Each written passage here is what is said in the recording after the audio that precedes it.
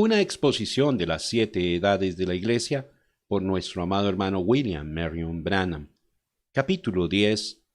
Un resumen de las edades.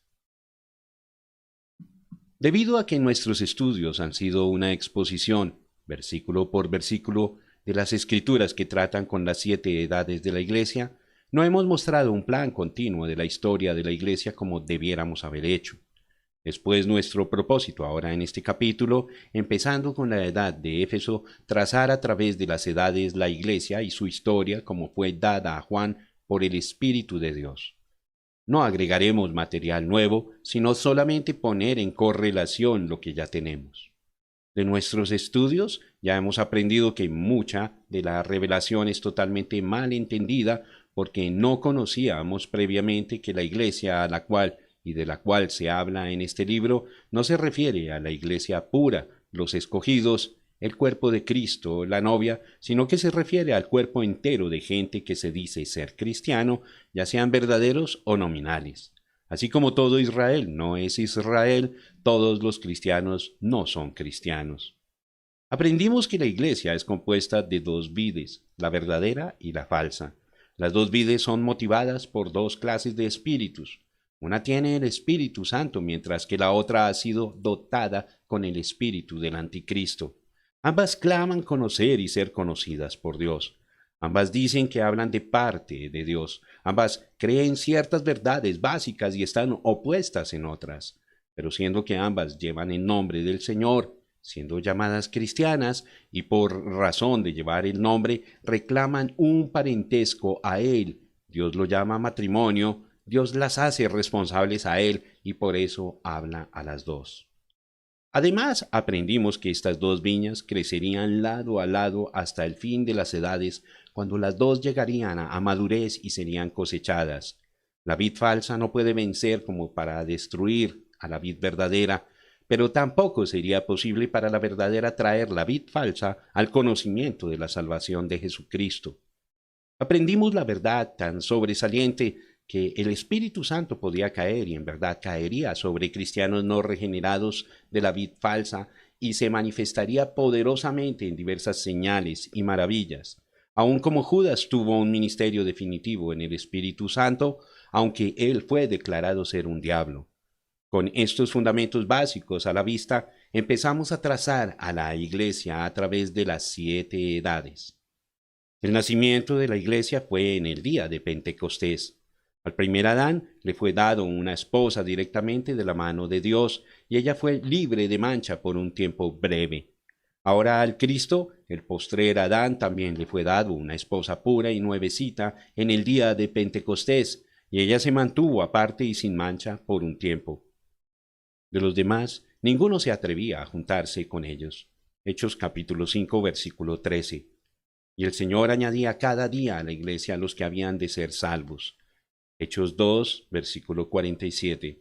No sabemos por cuánto tiempo continuó esto, pero un día, así como Eva fue tentada y engañada por Satanás, la iglesia fue contaminada por la entrada de un espíritu de anticristo. Y todo espíritu que no confiesa que Jesucristo ha venido en carne no es de Dios. Y este es el espíritu del anticristo, el cual vosotros habéis oído que viene y que ahora ya está en el mundo. Primera de Juan, capítulo 4, versículo 3. Y Jesús dijo esto en relación a su novia allá en la primera edad. Pero tengo contra ti que has dejado tu primer amor.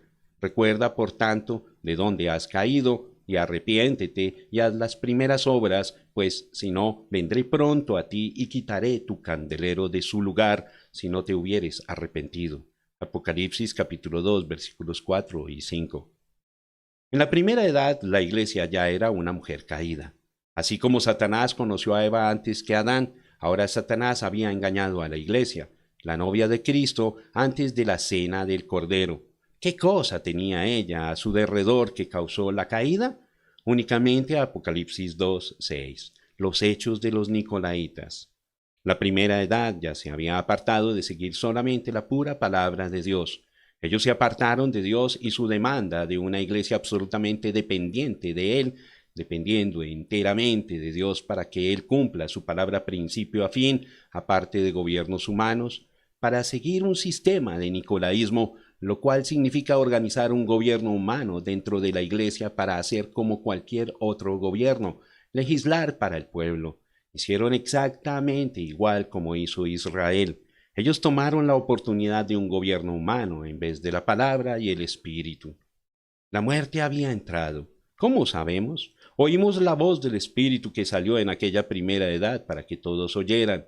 Al que venciere, daré a comer del árbol de la vida, el cual está en medio del paraíso de Dios. La iglesia ya había bebido demasiado del árbol de la muerte, vid falsa, denominacional, cuyo fin es el lago de fuego. Pero ahora ya no hay querubines con espadas encendidas para cuidar el árbol de la vida. Dios no se ausenta de la iglesia como se ausentó del huerto del Edén. No, Él estará en medio de su iglesia hasta la edad final, y hasta aquel tiempo Él extiende la invitación a todos para que vengan. Ahora aquí tenemos que tener mucho cuidado. Este mensaje al ángel de la iglesia que está en Éfeso no es un mensaje a la iglesia local de Éfeso, es más bien un mensaje para la edad. Aquella edad tenía en ella la simiente de la verdad y la simiente del error, exactamente como está ilustrado en la parábola del trigo y la cizaña. Las edades de la iglesia es el campo, y en este campo hay trigo y cizaña. La iglesia falsa se organizó y humanizó el gobierno y la palabra y peleó en contra del cristiano verdadero. La cizaña siempre prospera más que el trigo o que cualquier otra planta cultivada. La iglesia de la cizaña creció rápidamente en esta primera edad, pero la iglesia del trigo también estaba prosperando.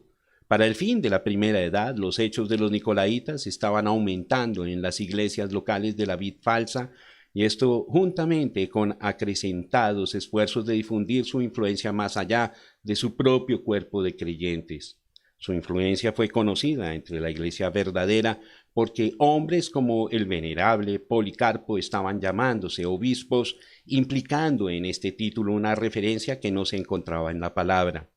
También en esa edad, la iglesia había perdido su primer amor. Aquel amor fue tipificado como el amor entre esposo y esposa en el tiempo del matrimonio y en el tiempo de los primeros años de su vida conyugal. Hubo un enfriamiento de aquel amor y abandono completo hacia Dios. Pero fíjese en Apocalipsis 2.1, donde las Escrituras describen al Señor Jesús en medio de su iglesia, sosteniendo los mensajeros en su mano derecha. Él no abandona a la iglesia porque ella ha caído y porque la iglesia colectiva llegó a un estado de mezcla de lo verdadero con lo falso. Ella es de Él y según estos versículos en Romanos, esto es exactamente la verdad. Porque ninguno de nosotros vive para sí y ninguno muere para sí. Pues si vivimos, para el Señor vivimos, y si morimos, para el Señor morimos. Así pues, sea que vivamos o que muramos, del Señor somos. Porque Cristo para esto murió y resucitó y volvió a vivir, para ser Señor así de los muertos como de los que viven. Romanos capítulo 14, versículos 7 al 9. En la cruz Él compró al mundo entero. La gente del mundo es de Él. Él es el Señor de los vivos y de los muertos en cuanto a dominio, no parentesco. Y Él anda en medio de aquel cuerpo que tiene entre sí la vida y la muerte. Lo que fue sembrado en la primera edad se desarrollará en la segunda y progresivamente en las demás edades hasta que llegue a madurar y luego la cosecha. Ahora, en la edad de Esmirna, estamos bajo la expectativa de la historia de la iglesia colectiva en una forma más amplia y más clara por medio de una revelación del Espíritu. En esta edad el odio de la vid falsa aumenta. Por medio del versículo 9 vemos que se han separado de la compañía de la vid verdadera. Se apartaron y se alejaron de ellos. Fueron mentirosos, se llamaban lo que no eran. Pero ¿los destruyó Dios? No. Dejadlos, ambos perdurarán hasta el tiempo de la cosecha. Pero, Señor, ellos deben ser aniquilados porque están destruyendo a tu pueblo, los están matando. No, dejadlos. Pero a mi novia, digo esto, sé tú fiel aún hasta la muerte, ámame aún más. Aprendimos de una manera inequívoca que esta vid falsa es la vid de Satanás. Sus reuniones de él, Satanás. Ellos se reúnen en el nombre de Dios y mienten diciendo que son de Cristo. Predican, enseñan, bautizan, adoran y participan en los distintos ritos que Cristo dio a la iglesia. Sin embargo, no son de Dios. Pero porque dicen que son de Dios, Dios los guardará responsables y en cada edad Él habla de ellos y a ellos. Nos hace recordar a Balaam. Él ocupaba el puesto profético. Él conocía la manera correcta de llegar a Dios como fue mostrado en el sacrificio de los animales limpios. Sin embargo, él no fue un verdadero profeta de la palabra porque cuando Dios le dijo que no fuera para honrar a Balac con su presencia, él de todos modos buscó la manera de ir porque fue motivado por su deseo de oro y prestigio. Entonces Dios le dejó ir. La perfecta voluntad de Dios dio lugar a la voluntad permisiva de Dios por razón del deseo del corazón de Balaam. Dios dijo claramente, ve pues. ¿Cambió Dios su modo de pensar? No, Señor. Aunque Balaam fue, la voluntad de Dios se cumplió. Balaam no anuló la voluntad de Dios. De todas maneras se cumplió la voluntad de Dios. Fue Balaam quien salió perdiendo porque él pasó por alto la palabra. Y hoy día tenemos la misma cosa. Mujeres predicando, organizaciones, doctrinas falsas, etc. Y la gente adorando a Dios, manifestando en el Espíritu y siguiendo adelante como hizo Balaam, clamando que Dios le ha hablado aun cuando la comisión recibida es contraria a la palabra revelada. Y yo no niego que Dios les haya hablado, pero es exactamente como cuando Dios le habló a Balaam por segunda vez. Sabiendo que Balaam quería el deseo de su propio corazón más que la palabra, se lo concedió, mas, sin embargo, en el fin todavía viendo el cumplimiento de su propia voluntad, también hoy día Dios le dice a la gente que prosiga con el deseo de su propio corazón, porque ya ha rechazado la palabra. Pero a pesar de todo, la voluntad de Dios se cumplirá. Amén. Ojalá que usted pueda ver esto. No solamente aclarará mucho de lo que se ha visto a través de las edades, pero nos ayudará especialmente en esta última edad, cuando tenemos gran cantidad de manifestaciones, bendiciones externas, y cuando la época entera está tan opuesta a la voluntad revelada por la palabra de Dios. Si alguna edad recibió un mensaje de Dios, fuerte y claro fue esta. Fue y es aquella verdad del Antiguo Testamento: el hijo de la sierva afligirá al hijo de la mujer libre hasta que el hijo de la sierva fuere echado. Eso nos da a conocer que el odio y la blasfemia de Satanás en contra del verdadero cristiano vendrá a través de un grupo de gente que es cristiano falso y nominal. Esta condición prosperará hasta que Dios desarraigue a la vid falsa al fin de la edad de la Odisea. La tercera edad reveló por el espíritu de profecía que la iglesia mundana aceptaría al nicolaísmo como una doctrina. La separación entre el clero y el laico creció de la verdad bíblica de los ancianos, pastores de manadas locales, gobernando la manada por medio de la palabra hasta llegar a los hechos de los nicolaitas. En esta situación el clero se colocó en grados de dignidad, uno sobre el otro, fórmula que no tiene ningún fundamento en las Escrituras. Y luego esto se transformó en un sacerdocio que colocaba al clero entre Dios y el hombre, concediendo al clero ciertos derechos mientras tanto negando al laico los derechos que Dios le había dado. Eso fue usurpación. En esta edad llegó a ser una doctrina. Fue establecido en la iglesia como si fuera palabra de Dios, lo cual no lo era en ninguna manera, pero el mismo clero lo llamó la palabra de Dios y en eso la doctrina fue anticristo. Siendo que el gobierno humano no es nada menos que política, la iglesia llegó a estar mezclada en la política. Esta ligadura fue muy del agrado de un emperador, dictador, quien unió la política de la iglesia con la política de Estado y por la fuerza estableció la iglesia falsa, la religión falsa de Satanás, como la religión verdadera. Y por medio de distintos edictos de muchos emperadores, hallamos a la iglesia falsa con poder del Estado, destruyendo la vid verdadera aún más ávidamente. Aunque duele decirlo, la vid verdadera no estaba totalmente libre de esta doctrina. Con eso no quiero decir que la vid verdadera haya establecido en alguna ocasión las ideas nicolaitas como una doctrina. No fue así, pero aquel gusanito de muerte continuó chupando la vida de la vid verdadera con la esperanza de que algún día cayera. Aún entre la misma iglesia verdadera había quienes Dios había llamado como sobrestantes que estaban cargando ese título para significar un poco más que solamente una responsabilidad local. No existía el entendimiento claro de Pablo en la iglesia en este tiempo, porque Pablo había dicho, y glorificaban a Dios en mí. Gálatas capítulo 1, versículo 24. Sin importar qué autoridad tenía Pablo, él mantenía a la gente mirando a Dios, de quien procede toda autoridad. Pero el clero siempre estaba mirando hacia la dirección divina, además de la dirección humana, y así dando honra donde ésta no correspondía, y hallamos que la iglesia verdadera estaba manchada con humanismo, con nicolaísmo ya establecido, sucesión apostólica, ministros colocados, pastores elegidos por votos, etc., solamente era un paso más para que la iglesia falsa entrara en balaamismo. El segundo paso hacia la profundidad de Satanás ya estaba en progreso. Este segundo paso fue la doctrina de Balaam, Apocalipsis 2:14, con la cual Balaam enseñó a Balac cómo hacer tropezar a los israelitas por medio de una reunión unida. Allí, los huéspedes harían dos cosas adicionales en contra de la palabra de Dios. Usted recordará que Balac necesitaba ayuda para preservar su reino. Él llamó al hombre más espiritual de su día, Balaam, quien dio el consejo que enredó y destruyó a Israel. Fue, en primer lugar, la sugerencia que se unieran para hablar acerca de los asuntos, comer juntos y aparejar las cosas. Porque, desde luego, en entenderse el uno al otro se aprovecha mucho, pues una vez que ya se entienden, entonces se puede proseguir.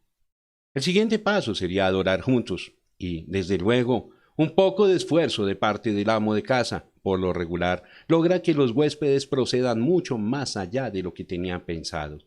Ahora, eso no sucedió solamente allá en la iglesia de Dios en el Antiguo Testamento, sino también en la iglesia del Nuevo Testamento, porque hubo un emperador que, como Balac, necesitaba ayuda para asegurar su reino. Constantino invitó a la primera iglesia cristiana de Roma, el cristiano nominal, para que le ayudara a conseguir el respaldo de los cristianos, siendo que era un cuerpo muy numeroso. El resultado fue el Concilio de Nicea del año 325. Allí se congregaron los cristianos nominales y los cristianos verdaderos según la invitación de Constantino. Los cristianos verdaderos no tenían ningún negocio asistiendo a tal reunión. A pesar de todo lo que Constantino pudo hacer para unirlos, los creyentes verdaderos reconocieron que no estaban en su debido lugar y se fueron. Pero a los que permanecieron, Constantino dio parte de la tesorería del Estado juntamente con poder político y físico. La gente fue introducida a la adoración de ídolos y al espiritismo porque estatuas con los nombres de santos fueron colocados en los edificios y la gente fue enseñada a conferir con los muertos y orar a los santos, lo cual es nada menos que el espiritismo. En lugar del alimento que el hombre en verdad necesita, la palabra de Dios, fueron dados credos, dogmas y ritos, los cuales también fueron ejecutados por el Estado y sobre todo les dieron tres dioses con el nombre triple y compuesto del único Dios verdadero. Y el bautismo en agua, en el nombre del Señor Jesucristo, fue puesto a un lado para dar lugar al bautismo pagano en tres títulos. Los creyentes verdaderos no debieran haber ido, pero ya habían perdido mucho de la verdad y ahora ellos también perderían el entendimiento de la divinidad, deidad, y aceptarían los títulos en vez del nombre para el bautismo en agua. Ahora fíjese bien en esta doctrina de Balaam. Dese cuenta sobre todo que es la maniobra deliberada y precisa de un clero corrupto tratando de ligar la gente a ellos mismos, guiando el pueblo deliberadamente al pecado de incredulidad. La doctrina nicolaíta fue la corrupción del clero cuando se esforzaba por obtener poder político entre ellos mismos, mientras que el balaamismo es el acto de sujetar la gente a sus sistemas de credos y adoración para mantener control. Ahora, fíjese bien en esto. ¿Qué fue lo que ligó la gente a la iglesia nominal y por medio de lo cual la gente fue destruida? Fueron los credos y dogmas convertidos en afirmaciones o reglamentos de la iglesia. Fue la doctrina de la Iglesia Católica Romana. No les fue dado el alimento verdadero, la palabra. Les fue dado más bien el alimento que procedía de la adoración de ídolos, el paganismo babilónico forrado en terminología cristiana. Y ese mismo espíritu y doctrina están ahora mismo entre todos los protestantes y se llama denominación. Nicolaísmo es organización, humanizando el liderato de la Iglesia y en efecto echando fuera al espíritu. Balaamismo es denominacionalismo, lo cual toma el manual eclesiástico en vez de la Biblia. Y aún en esta hora tan avanzada, muchos de los hijos de Dios están enredados en el lazo del denominacionalismo y Dios está clamando: salid de ella, pueblo mío, para que no seáis partícipes de sus pecados, ni recibáis parte de sus plagas. Apocalipsis capítulo 18, verso 4. Ve usted, ellos son ignorantes, pero si el rapto llegara a suceder en este mismo instante, la ignorancia no sería ninguna excusa en el juicio de Dios por estar en las filas del enemigo. Esto del clero organizándose por grados jerárquicos hasta llegar a una cabeza, un presidente, es una manifestación del espíritu del anticristo. No importa cuán maravilloso y necesario parezca, es nada menos que el razonamiento humano tomando el lugar de la palabra, y cualquier persona que esté en las denominaciones organizadas está en el mero centro del sistema de anticristo. Ahora, déjeme decir esto para aclarar este detalle. Yo no estoy en contra de la gente, estoy en contra del sistema. Con la unión del Estado y la Iglesia todo quedaba preparado para las edades del oscurantismo. Y por cierto, por 1000 años la Iglesia entró en la profundidad de la oscuridad, conociendo la profundidad de Satanás. Cuando cualquier gente religiosa acepta el nicolaísmo y el balaamismo, y además tiene el respaldo del poder político, físico y económico, hay un solo camino en que puede seguir, y ese camino conducirá directamente a la doctrina de Jezabel. Ahora, ¿por qué decimos esto? Porque, como vimos en el estudio de la Cuarta Edad, Jezabel fue una Sidonia, la hija de Etbaal, quien fue el sacerdote rey de Astarte, y él era un asesino. Esta mujer se casó con Acab, rey de Israel, por conveniencia política. Entonces se apoderó de la religión de la gente y asesinó a los levitas, y edificó templos en donde mandó a la gente que adoraran a Astarte, Venus, y a Baal, el dios del sol. Ella redactó las enseñanzas y ordenó a sus sacerdotes que las proclamaran, y ellos a su vez mandaron a la gente que las aceptaran. Allí puede usted ver lo que la iglesia nominal fue en las edades de oscurantismo. Se apartaron completamente de la palabra de Dios, con la excepción de los nombres y títulos de la divinidad y unos pocos fundamentos escriturales. Torcieron lo poco que sacaron de la Biblia, cambiando su significado. Su colegio de obispos y otros escribieron voluminosos discursos. Sus papas se declararon infalibles y dijeron que recibían revelación de Dios y hablaban al pueblo de parte de Dios. Todo esto se les enseñaba a los sacerdotes, quienes por medio del temor hicieron que la gente lo creyera. Disentir, diferencia de opinión, era muerte o excomunión, lo cual podía ser aún peor que la muerte. Ahora fue la iglesia con la voz asegurada la que se apoderó de la situación, y locos con el poder bebieron la sangre de los mártires hasta que los verdaderos cristianos quedaron casi exterminados y no quedaba casi nada de la palabra y muy poca manifestación del Espíritu Santo. Pero la vid verdadera luchó y sobrevivió. Dios fue fiel hacia la manada pequeña, y a pesar de lo que Roma quizás haría con sus cuerpos, Roma no podía matar al espíritu dentro de ellos, y la luz de la verdad siguió brillando, respaldada por el poder del Espíritu Santo. Aquí quiero traer una observación muy iluminante. Los hechos y las doctrinas de los nicolaitas, la doctrina de Balaam y la enseñanza de la falsa profetisa Jezabel no constituyen tres espíritus ni son tres fundamentos espirituales. Estas tres únicamente son las diversas manifestaciones del mismo espíritu mientras baja de una profundidad a otra. Realmente es el espíritu organizacional del anticristo en sus tres distintas etapas. Ya una vez que el clero se había separado y organizado, oprimieron a la gente, guiándola y uniéndola también a la organización. Esta organización estaba basada sobre los credos y los dogmas que ellos enseñaban a la gente en vez de la palabra pura de Dios. Los ritos y las ceremonias aumentaron en la adoración y dentro de poco tiempo este sistema era completamente un poder diabólico y militante que se esforzó por controlar todo por medio de la persuasión de discursos o por la fuerza literal. Recibió su energía de sus mismas profecías falsas y no de la palabra de Dios. Ahora era absolutamente anticristo, aunque vino en el nombre de Cristo. Después de lo que parecía ser un tiempo sin fin, durante el cual la verdad seguramente tenía que morir, hubo hombres quienes empezaron a protestar la infamia de la Iglesia Católica Romana, porque por ninguna exageración de la imaginación podía Dios estar en tales enseñanzas y en tal conducta. Estas protestas fueron pasadas por alto y murieron por falta de atraer la atención, o fueron sofocados por Roma.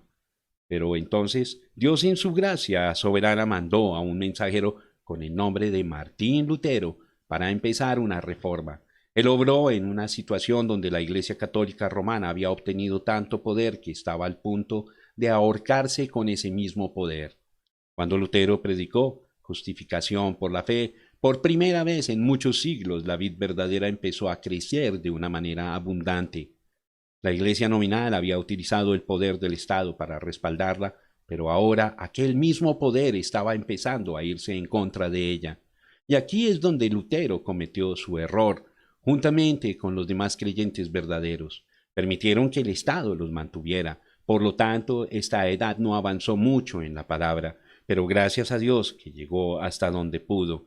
Pero por cuanto confió en gran manera en el poder político, esa edad terminó en organización. Y este mismo grupo, que en la generación de Lutero se había separado de la vid falsa, ahora había vuelto para ser una hija de la ramera porque entró directamente al nicolaísmo y al balaamismo. Esta edad tuvo muchas divisiones dentro de sí misma. Aún la historia prueba que estaban lejos de la vid verdadera, porque allí se encuentra cómo se perseguían unas a otras y a veces aún hasta la muerte. Mas hubo unas pocas personas entre ellas, como siempre las ha habido en cada edad. Nos regocijamos en esta edad por esta razón. La reforma había empezado. No fue una resurrección, sino una reforma. Tampoco fue una restauración. Pero el grano de trigo que había muerto allí en Nicea y que se había podrido en las edades del oscurantismo, ahora sacó un renuevo de verdad, significando que en algún tiempo futuro, en el fin de la edad de la Odisea, inmediatamente antes de la venida de Jesús, la Iglesia volvería a ser una novia de la simiente de trigo, mientras que la cizaña sería cosechada y quemada en el lago de fuego. Siendo que la quinta edad había traído una gran diseminación de la palabra por medio de la imprenta, la sexta edad con eficacia aprovechó de esto. Esta edad fue la segunda etapa de la restauración y, como hemos dicho ya antes, fue la edad de la inflorescencia. La educación abundaba. Esta fue la edad de hombres intelectuales quienes amaban y servían a Dios. Abundaban misioneros y la palabra rodeó al mundo. Fue una edad de amor fraternal, fue una edad de la puerta abierta, fue la última edad de larga duración, porque después de ella vendría la edad de la Odisea, la cual sería muy corta. La vid verdadera prosperó en esta edad como en ninguna otra respecto a números en la iglesia local y en el exterior. Esta edad trajo hombres santos a la primera fila. La vid verdadera creció y la vid falsa disminuyó. Donde quiera que fue la vid verdadera, Dios dio luz, vida y felicidad. La vid falsa fue desenmascarada y se pudo ver lo que verdaderamente era: oscuridad, miseria, pobreza, analfabetismo y muerte. Y así como la vid falsa en su día de poder no pudo aniquilar a la vid verdadera, tampoco podía la vid verdadera traer de nuevo la vid falsa a Jesucristo. Pero la vid falsa se estableció firme, esperando la última parte de la última edad, cuando obtendría todo de nuevo, con la excepción de aquella pequeña manada, quienes son los escogidos, la vid verdadera de Dios. Pero cuán triste nos hace sentir esta edad cuando nos damos cuenta de que cada gran movimiento de Dios, y hubo muchos, se descuidó en este detalle. No arrojó la doctrina del nicolaísmo, pues todos se organizaron y murieron. Entonces entraron en denominaciones para retener a los muertos espiritualmente en campos sin alimento. Ellos no lo sabían, pero cada grupo estaba manchado con ese mismo error, y cuando la lumbre del avivamiento iba menguando, la organización se apoderó y la gente le convirtió en denominaciones. Apenas eran cristianos nominales, aunque cada grupo reclamaba con la misma seguridad con que lo hacía la Iglesia Católica Romana, que cada uno era el correcto y todos los demás estaban errados. Ciertamente todo estaba listo para que las hijas regresaran a su hogar en la última edad, regresar a Roma, buscando amparo bajo la gallina madre. Y así llegamos a la última edad, la edad de la Odisea. Esta es nuestra edad. Sabemos que es la última edad porque los judíos ya están de nuevo en la Palestina. No importa cómo llegaron, la cosa es que allí están. Y este es el tiempo de la cosecha. Pero antes de que pueda haber una cosecha, tiene que haber madurez, un tiempo en que ambas vides maduren. La edad luterana fue la primavera. La edad de Wesley fue el tiempo de verano, tiempo de crecimiento. La edad de la Odisea es el tiempo de la cosecha, cuando se junta la cizaña para la quema y el trigo para el Señor. ¿Ha notado usted que en el tiempo de la cosecha hay una aceleración en la madurez y a la vez un estancamiento en el crecimiento hasta que ya no se nota el crecimiento? ¿No es eso exactamente lo que estamos viendo en estos días? La vid falsa está perdiendo miles que terminan con los comunistas y varias otras creencias. Sus números no están aumentando como quisieran que pensáramos. Su dominio de la gente no es lo que era, y en tantos casos asistencia a la iglesia es solamente una exhibición. ¿Y qué de la vid verdadera? ¿Está creciendo? ¿Dónde están aquellas enormes cantidades de gente que siguen viniendo a los avivamientos y responden a la invitación? En la mayor parte, no vienen en una actitud emocional o deseosos de algo físico en vez de algo verdaderamente espiritual. ¿No es esta la edad semejante al día en que Noé entró en el arca y se cerró la puerta, pero Dios conservó el juicio por 7 días? Ni una sola alma fue literalmente convertida a Dios en aquellos 7 días de silencio. Sin embargo, es el tiempo de la cosecha. Entonces tienen que llegar a la escena en esta edad aquellos quienes traerán el trigo y la cizaña a la madurez. La cizaña ya está madurando con gran rapidez bajo maestros corruptos quienes apartan a la gente de la palabra.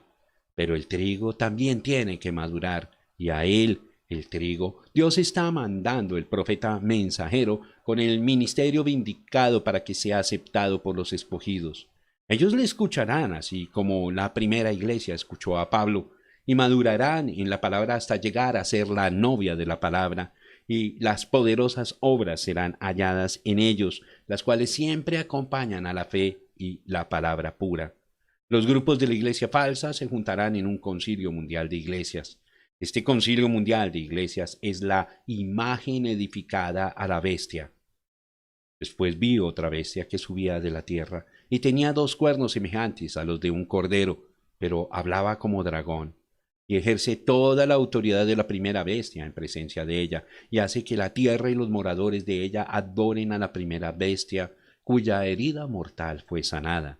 También hace grandes señales, de tal manera que aún hace descender fuego del cielo a la tierra delante de los hombres, y engaña a los moradores de la tierra con las señales que se le ha permitido hacer en presencia de la bestia, mandando a los moradores de la tierra que le hagan imagen a la bestia que tiene la herida de espada y vivió. Y se le permitió infundir aliento a la imagen de la bestia, para que la imagen hablase e hiciese matar a todo el que no la adorase. Y hacía que a todos, pequeños y grandes, ricos y pobres, libres y esclavos, se les pusiese una marca en la mano derecha o en la frente, y que ninguno pudiese comprar ni vender, sino el que tuviese la marca o el nombre de la bestia o el número de su nombre. Aquí hay sabiduría. El que tiene entendimiento cuente el número de la bestia, pues es número de hombre, y su número es 666. Apocalipsis capítulo 13, versículos 11 al 18. Ahora recuerde, fue Roma pagana imperial la cual cayó por la espada, pero fue curada de su llaga de muerte cuando se unió con la iglesia cristiana nominal de Roma e incorporó el paganismo al cristianismo, y en eso llegó a ser el Santo Imperio Romano, el cual habría de permanecer hasta que viniera Jesús para destruirlo. Pero Roma no está luchando sola. Sus hijas están a su lado y ella obtendrá autoridad absoluta por medio del Concilio Mundial de Iglesias. Esto puede parecer muy imaginativo para muchos, pero en realidad está a plena vista para todos, porque las iglesias están aún ahora controlando la política y en el tiempo oportuno manifestarán exactamente cuán enorme es aquel control.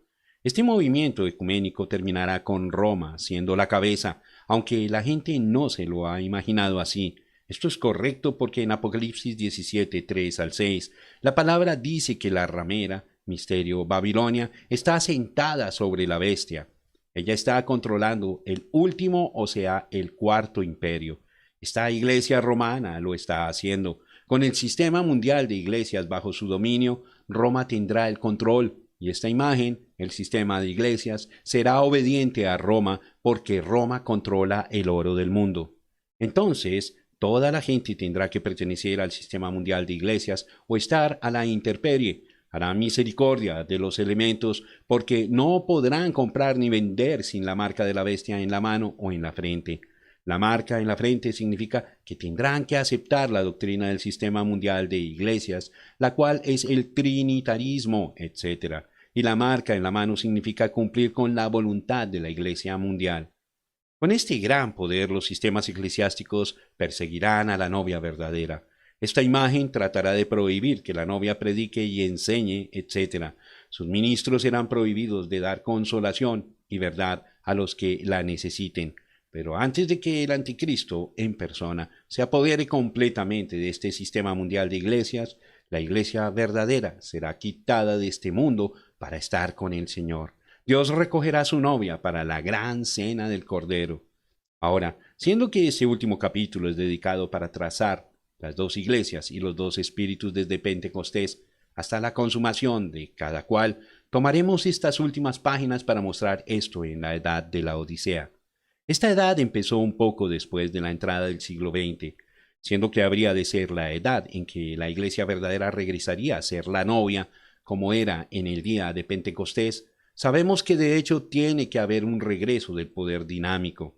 Los creyentes sintieron esto en sus espíritus y comenzaron a clamar a Dios para que Él les diera un nuevo derramamiento como hubo en el primer siglo. Lo que parecía ser la respuesta vino cuando muchos empezaron a hablar en lenguas y a manifestar dones del Espíritu. Entonces fue creído que esto era lo que por tanto tiempo se había esperado, la restauración. No fue eso, porque la lluvia tardía solamente puede venir después de la lluvia temprana, la cual es la lluvia de primavera, o sea, la lluvia de enseñanza. Entonces la lluvia tardía es la lluvia de la cosecha. ¿Cómo podía esto ser la cosa real cuando todavía no había venido la lluvia de enseñanza? El profeta mensajero, quien habría de ser enviado para instruir a la gente y convertir los corazones de los hijos a los padres pentecostales, todavía no había venido. Entonces lo que se pensaba que era restauración y la vivificación final para el rapto todavía no había venido. En todo esto hubo una mezcla de los injustos participando de bendiciones espirituales y manifestaciones del Espíritu Santo, como he mostrado anteriormente. También en eso hubo poder diabólico, siendo que hubo hombres bajo el control de demonios, aunque parecía que nadie se daba cuenta de esto. Y luego, para probar que esto no era lo verdadero, esta gente, aún antes de aparecer la segunda generación, se organizó y escribió sus doctrinas no basadas en las Escrituras y edificaron sus paredes así como hizo cada grupo anteriormente. Recuerde, Judas estaba sobre la tierra al mismo tiempo que estaba Jesús. Cada uno procedió de distintos espíritus y al morir cada uno fue a su propio lugar. El Espíritu de Cristo después vino a morar sobre la iglesia verdadera y el espíritu de Judas vino a morar sobre la iglesia falsa. Vi cuando el Cordero abrió uno de los sellos y oí a uno de los cuatro seres vivientes decir como con voz de trueno: «Ven y mira». Y miré, y aquí un caballo blanco, y el que lo montaba tenía un arco, y le fue dada una corona, y salió venciendo y para vencer. Cuando abrió el segundo sello, oí al segundo ser viviente que decía: «Ven y mira». Y salió otro caballo, bermejo, y al que lo montaba le fue dado poder de quitar de la tierra la paz, y que se matasen unos a otros, y se le dio una gran espada. Cuando abrió el tercer sello, oí al tercer ser viviente que decía: «Ven y mira». Y miré, y aquí un caballo negro, y el que lo montaba tenía una balanza en la mano.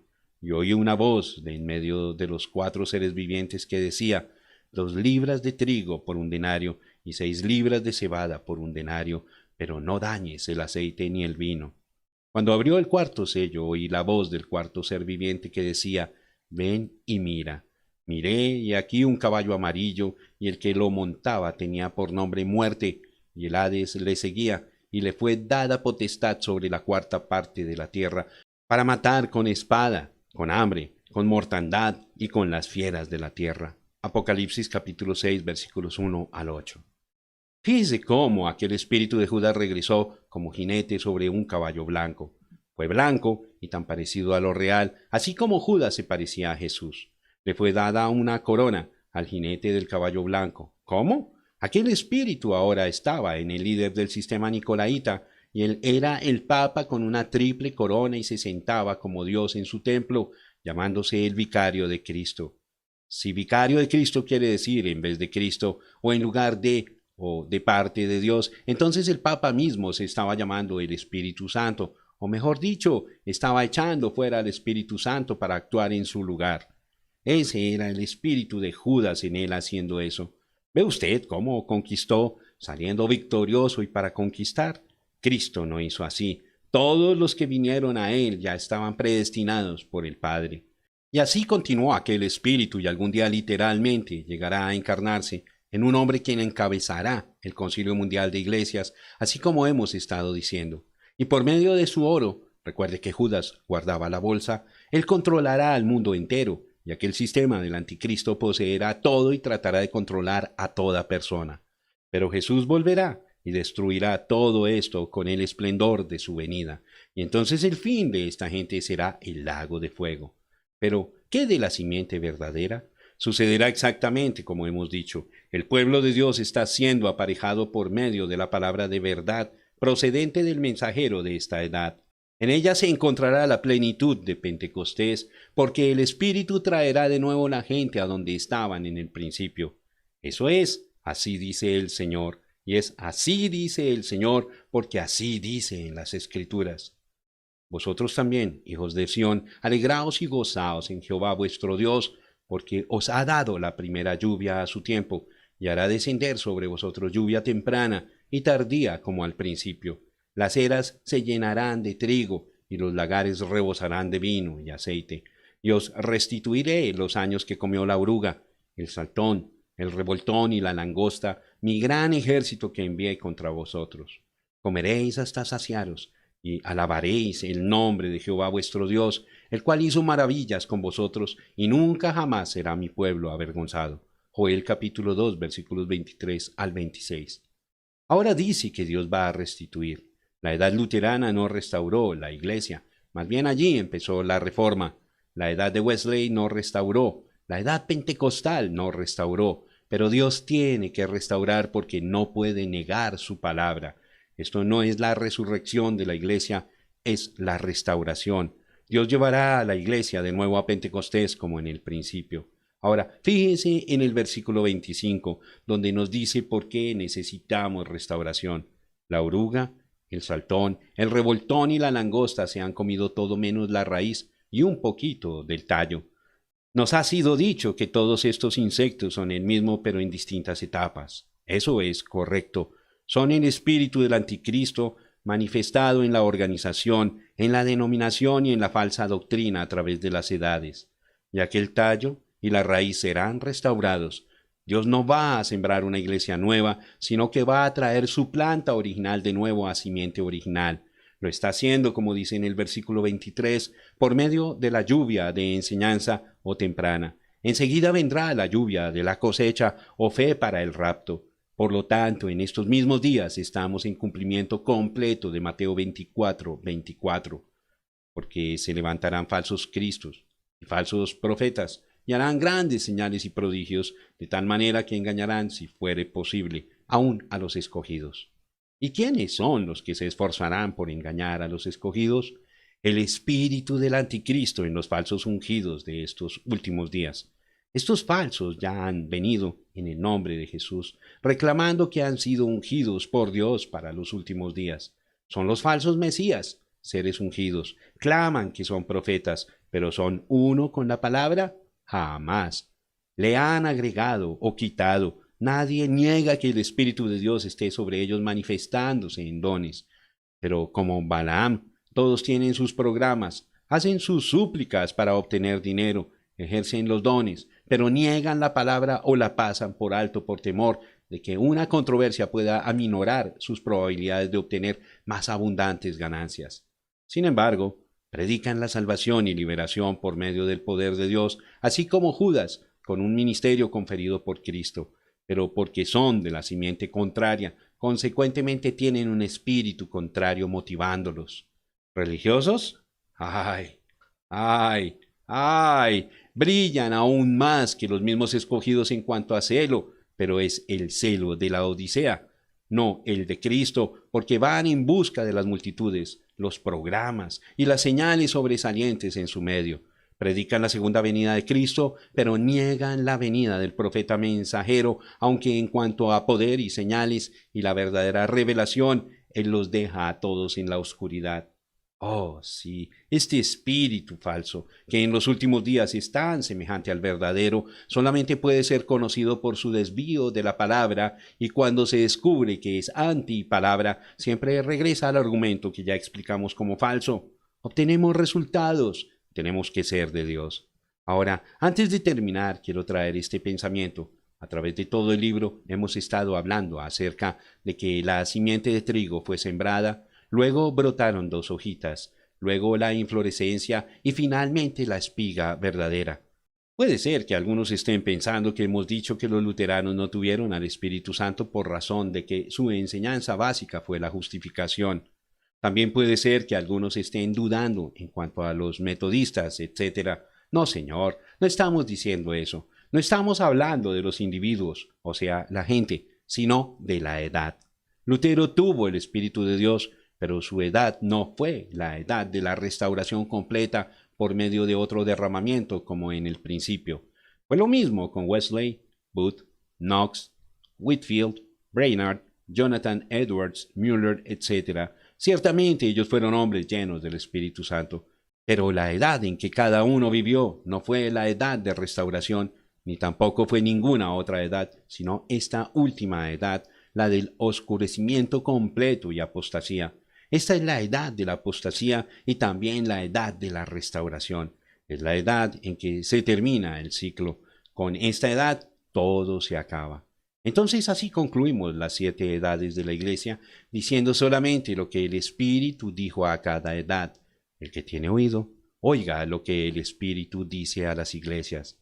Yo sinceramente creo que el Espíritu de Dios nos ha estado hablando, no solamente enseñándonos las verdades de las edades, pero también ha estado obrando fielmente con razones de individuos para que ellos se rindan a Él. Esa es la razón de todo predicar y enseñar, porque es en el predicar y en el enseñar de la palabra que las ovejas oyen la voz de Dios y le siguen. Ni por un momento traigo yo un mensaje a las gentes con la intención de que me sigan a mí, o que se unan a mi iglesia, o que vayan a comenzar algún compañerismo u organización. Nunca he hecho eso y no lo haré ahora. En esas cosas no tengo interés, pero sí tengo interés en las cosas de Dios y de su pueblo, y si puedo lograr una sola cosa, entonces estaré satisfecho. Esa cosa es ver establecida una verdadera relación espiritual entre Dios y los hombres, por medio de la cual los hombres llegan a ser nuevas criaturas en Cristo, llenos de su Espíritu y viviendo de acuerdo a su palabra. Yo invito, ruego y aconsejo que todos oigan su voz en esta ocasión y rindan sus vidas completamente a Él, aun como confío en mi corazón que le he entregado mi todo. Dios le bendiga y que su corazón se regocije en su venida.